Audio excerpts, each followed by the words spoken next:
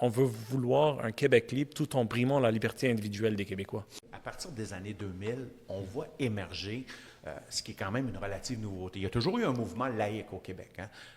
Il a existé dans les années 60 et 70, mais le mouvement laïque, en fait, a fini par disparaître de lui-même. Pourquoi?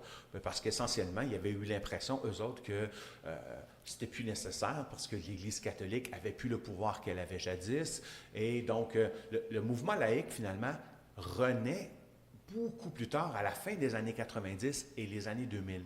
Mais là, on est dans une toute autre laïcité. Laïcité, dans son essence même, la laïcité à la française, celle de 1905, c'est de dire l'État doit être indépendant de la religion doit être indépendante de l'État. Donc, l'État ne s'immisce pas dans la vie interne des communautés religieuses et les communautés religieuses, donc, n'essaient pas de contrôler le pouvoir politique, mais une fois qu'on a dit ça, on reconnaît la liberté de culte, on reconnaît la liberté de conscience comme quelque chose qui est vraiment inviolable, intouchable. Donc, ce qui se passe au Québec dans ces mêmes années, c'est on voit apparaître une nouvelle laïcité qui finalement est fondamentalement un athéisme d'État.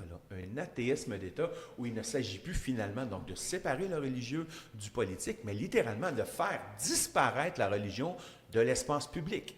En France, il y a eu toute une série de lois donc, qui ont ciblé de manière délibérée donc, les minorités musulmanes. Ça a commencé donc, avec l'affaire du Craig. Donc, c'est surtout le hijab qui était au cœur du débat public. Donc, on est passé de séparer le religieux institutionnel de l'État institutionnel à la religion visible des individus. Donc, c'est ça qui commence à changer. Donc, il y a une cristallisation, non pas sur comment fonctionne le religieux et comment fonctionne le politique, mais sur les signes religieux visibles.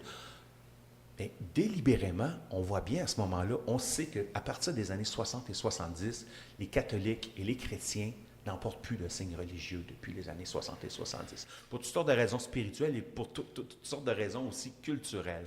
Donc, par contre, les personnes d'autres traditions religieuses, musulmans, sikhs particulièrement, mais aussi juifs hassidiques, entre autres, eux continuent de les porter pour toutes sortes de raisons qui leur appartiennent.